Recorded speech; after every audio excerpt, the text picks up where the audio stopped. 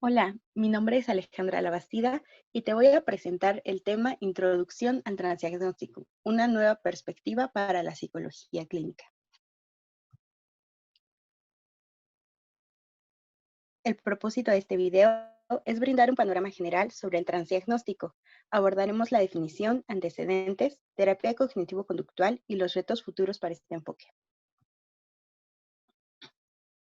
Lo primero que debes saber es que Feinborn, en 2003, quien estudió los trastornos alimentarios, fue el primero en ocupar el término transdiagnóstico. Por eso te lo contaré más adelante.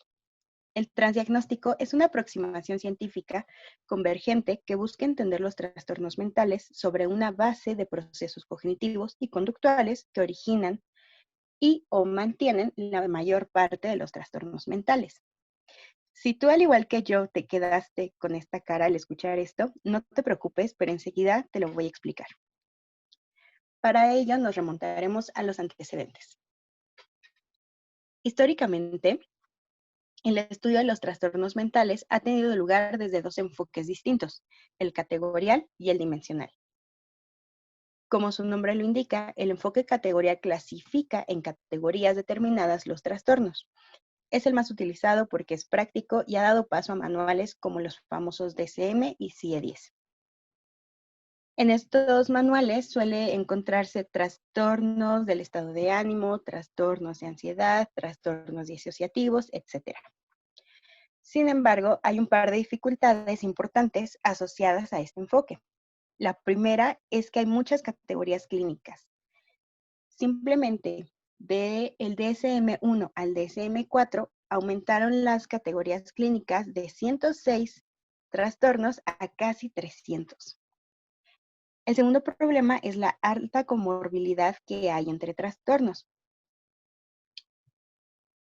Esto es alarmante, pues solamente en una revisión hecha por Clark y colaboradores en 1995 mostró que el 65% de los pacientes con distimia, el 59% con depresión mayor, el 77% con anorexia nerviosa, el 96% que padecían TOC y el 80% que reportaban abuso de sustancias tenían al menos un trastorno comórbido. Y esto es un problema porque a mayor comorbilidad, mayor dificultad para clasificar y por lo tanto para atender los trastornos.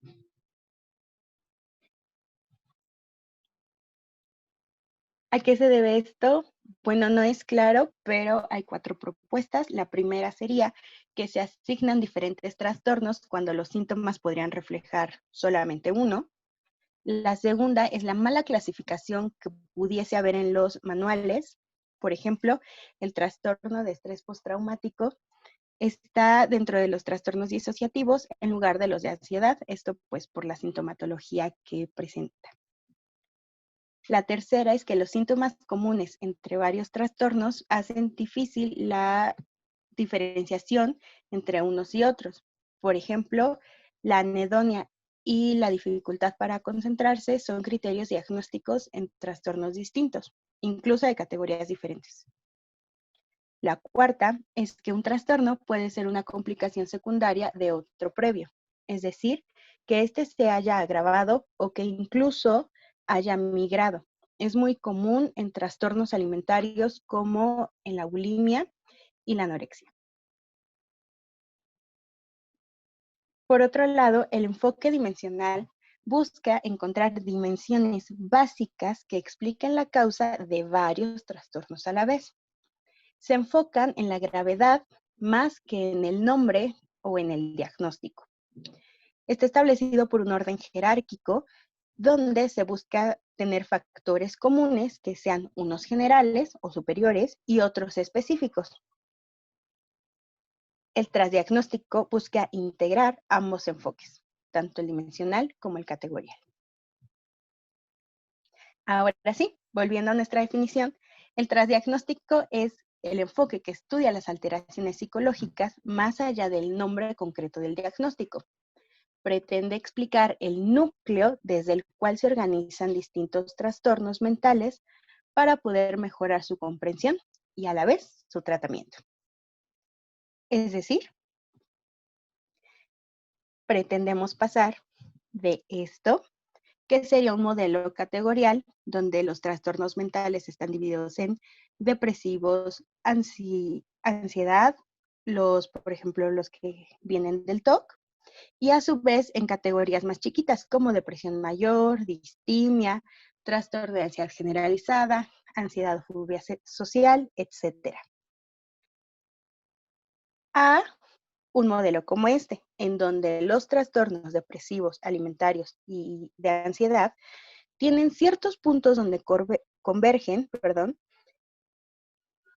y logran identificar los síntomas que justamente se intersectan para derivarlos en tratamientos más funcionales. Los antecedentes conceptuales de dicho enfoque son los siguientes, vamos a abordar los más importantes. Eysenck, en 1959, describió las dimensiones de personalidad de neuroticismo, extraversión y psicoticismo, siendo las primeras dos características de los trastornos neuróticos y la tercera de los trastornos psicóticos y la conducta antisocial. Estos constructos aún están vigentes. Ellis, en 1962, relacionó trastornos emocionales con pensamientos irracionales. Los conceptos transdiagnósticos derivados de esta teoría son la baja tolerancia a la frustración, el catastrofismo y la exigencia. Por otro lado, Ellis practicaba la terapia de grupo cognitivo-conductual transdiagnóstica sin siquiera saberlo, pero bueno, la practicaba, es un buen dato. Beck, por otro lado, en 1967 puso su teoría que se basa en las creencias y actitudes negativas o disfuncionales que llevaba a los sesgos cognitivos. Los constructos con propiedades transdiagnósticas que él propuso fueron la inferencia arbitraria, la abstracción selectiva, la generalización excesiva, personalización y pensamiento dicotómico. Por otro lado, constructos con propiedades transdiagnósticas también, pero que no fueron definidas solamente por un autor ni solamente para uno o dos trastornos, son la anedonia, la externalización e internalización, autofocalización negativa, sensibilidad de la ansiedad.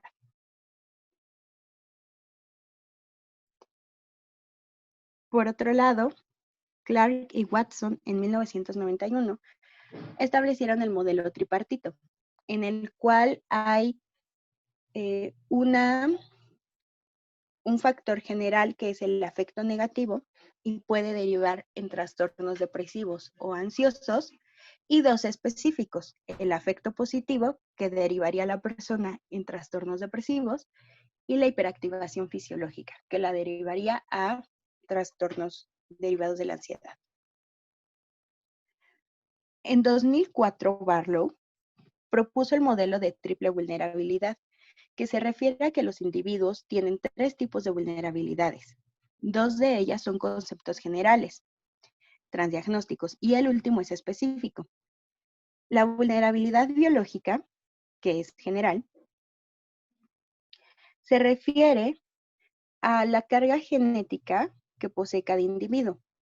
La vulnerabilidad psicológica, que también es general, se refiere a las experiencias que llevan al individuo a generar un sentido de control y que puede afectar el núcleo de efecto negativo.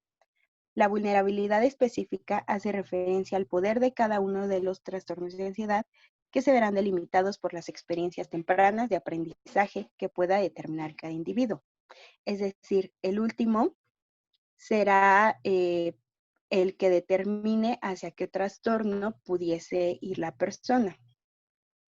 Por ejemplo, pueden ser sensaciones somáticas, puede ser que presente sensaciones somáticas y entonces se derivaría a trastorno de pánico, o que presente pensamientos intrusos y pudiese tener TOC, o que presente evaluación social, miedo a la evaluación social y presente fobia social. Por otro lado, Watson, O'Hara y Stewart en 2008, jerarquizaron los trastornos emocionales. Concluyeron que la separación entre trastornos de depresión y ansiedad es artificial, por lo que deberían categorizarse en un nivel superior. divididos en 3 subclases, como trastornos de angustia o malestar subjetivo generalizado, trastornos que definen el miedo y trastornos bipolares. Estos 3, repito, derivados de los trastornos de depresión y ansiedad. Por otro lado, tenemos los antecedentes de conceptos y procesos psicopatológicos transdiagnósticos. Aquí solo puse estos 3 y, por ejemplo, está Fairbairn, que se los mencioné al principio, con el concepto que él realizó fue el perfeccionismo clínico, la baja autoestima. Y bueno, estos son derivados de sus estudios con trastornos alimentarios. Él observó la psicopatología nuclear de dichos trastornos y llegó a la conclusión de que la sobrevaloración de la comida, la forma y el peso y el control del mismo hacían que las chicas las personas con anorexia derivaran frecuentemente en bulimia o que se mantuvieran incluso. Era común que en la adolescencia tuvieran anorexia y posteriormente en la edad adulta presentaran bulimia. Los conceptos transdiagnósticos que los mantienen a esos trastornos son estos que aparecen en la tabla. Por otro lado está Barlow, con lo que les había comentado de la afectividad negativa, positiva y la hiperactivación fisiológica. Propuso conceptos transdiagnósticos, procesos, y los trastornos implicados son justamente los emocionales, que son ansiedad y depresión, y de ahí derivaban los que estaban en la diapositiva anterior. Harvey y colaboradores, en 2004, describieron 14 constructos o procesos transdiagnósticos que pueden aplicar para cualquier trastorno, dependiendo obviamente de las condiciones del individuo y de la sintomatología que se presente.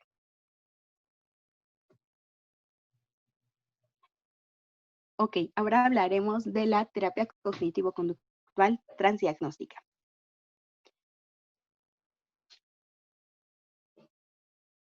Se basa en conceptos psicopatológicos transdiagnósticos. Desarrolla protocolos promueve el desarrollo de protocolos unitarios o integrativos y se caracteriza por focalizarse en procesos cognitivos, conductuales y fisiológicos. La ausencia de evaluación diagnóstica, categórica como tal, y la adopción de un enfoque científico integrativo. Ejemplos de tratamientos transdiagnósticos, pues en la TCC sería las técnicas de relajación. Es una técnica que puede utilizarse en la atención de muchos trastornos, no necesariamente iguales, y que es una herramienta súper utilizada. Por otro lado, como ejemplo, los fármacos genéricos que solemos comprar o que nos recetan los médicos, tienen esta idea de servir para diferentes trastornos, no necesariamente para una enfermedad. Es decir, no hay un tratamiento súper específico para cada uno de los padecimientos, sino más bien para los síntomas. Por otro lado, la efectividad de la terapia TCC transdiagnóstica es efectiva o alta en la terapia individual, grupal, vía online y para niños y adolescentes. Y aquí lo que les comentaba de Fairbairn en 2003, que estudió la psicopatología nuclear de los trastornos alimentarios. Él vio que la sobrevaloración de la comida, la forma, el peso y el control eran constructos que mantenían a las chicas pues en el trastorno. Era un concepto de mantenimiento. Y el tratamiento que se promovió para ellas surge de los 4 módulos genéricos que vimos en la tabla anterior. Estos: el perfeccionismo clínico, la baja autoestima y estos otros 2.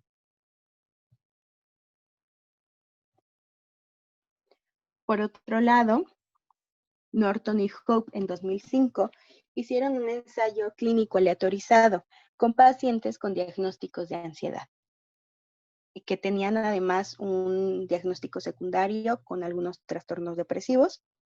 Se utilizó una terapia cognitivo-conductual transdiagnóstica grupal en donde se brindó psicoeducación, reestructuración cognitiva, exposición, prevención de respuesta a los estímulos temidos.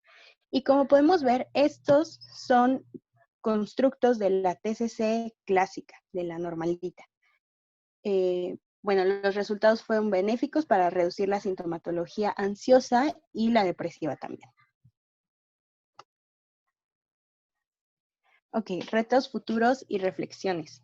Primero que nada es importante aclarar que el transdiagnóstico no supone la ausencia de un diagnóstico, porque no busca excluir los enfoques, sino más bien unificarlos de manera que sean funcionales, que sea mucho más fácil encontrar un tratamiento funcional que realmente sea efectivo para diferentes pacientes sin tener la necesidad de un tratamiento específico para cada uno de los casi 300 trastornos que hay.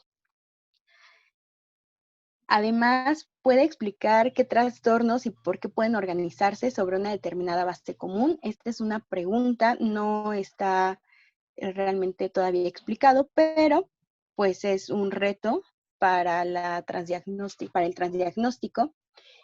Y pues a mí me gustaría que también reflexionáramos un poco sobre la importancia que podría tener dentro de las políticas públicas, ya que como bien sabemos, pues atender de uno en uno a veces es muy complicado, requiere muchos recursos, tanto humanos como económicos, y la efectividad que ha demostrado el transdiagnóstico en atender de manera grupal, por ejemplo, pacientes que todos tengan trastornos de ansiedad, como justo el ensayo que acabamos de ver, y que se les pueda brindar tratamiento al mismo tiempo, sería mucho, muy económico y aumentaría, a mi criterio, la salud mental de la población. Sería un recurso muy, muy importante. Entonces, pues hay que capacitarnos y ser curiosos en ese ámbito.